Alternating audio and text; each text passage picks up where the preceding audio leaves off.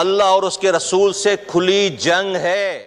رب کہہ رہا ہے کہ میں سود کو مٹا کر رہوں گا، اللہ کہہ رہا ہے اپنی کتاب میں کہ اللہ اور اس کے رسول سے کھلی جنگ ہے۔ میں اللہ کی بات مانوں یا میں منسٹر صاحب کی بات مانوں؟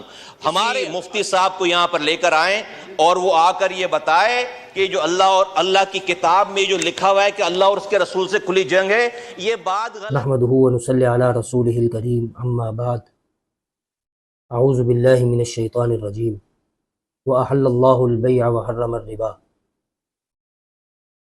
اس آیت مبارکہ میں اللہ تبارک و تعالی نے تجارت کو حلال فرمایا ہے اور ربا اور سود کو حرام فرمایا ہے، کہ جن کی تجارت کی بنیاد ہی ربا اور سود پر ہو۔ جب ہمارا ملک، قوم اور قوم کے لوگ سود اور ربا سے اپنے آپ کو دور کریں گے، اللہ تبارک و تعالی خیر اور امن اور عافیت کے فیصلے فرمائیں گے۔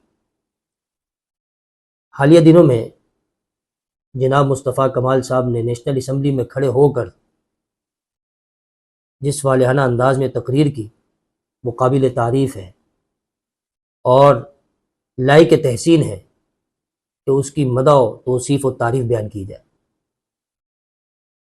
اگر نیشنل اسمبلی کے تمام ممبران اس بات پر متفق ہو جائیں تو اس وقت معاشی جو بحران ہمارے ملک میں چل رہا ہے، اللہ تبارک و تعالیٰ اس کو دور فرما دیں گے۔ سود تو لعنت ہے، اعلان جنگ ہے، اور جناب مصطفیٰ کمال صاحب نے بھی بارہا اپنی اس تقریر میں اس بات کا حوالہ دیا، اور بڑے ہی اچھے انداز میں انہوں نے اپنے اس مدعا کو بیان کیا۔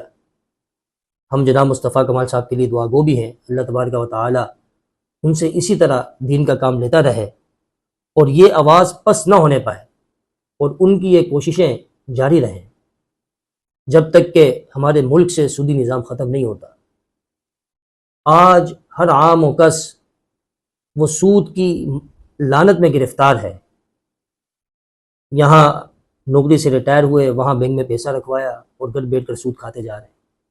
آخری عمر تو توبہ طائب ہونے کی تھی، رجوع اللہ کی تھی، اللہ تبارک و تعالیٰ کی طرف رجوع کرتے، توبہ طائب ہوتے، لیکن گھر بیٹھ کر سود کھا رہے ہیں اور زندگیاں اجیرن اور قید خانے کا منظر پیش کرتی ہیں۔ آئے دن ہمارے پاس واقعات آتے ہیں، آئے دن ہمارے پاس مسائل آتے ہیں، ہم لوگوں سے وہ مسائل سنتے ہیں تو دل خون کے آنسو ہوتا ہے۔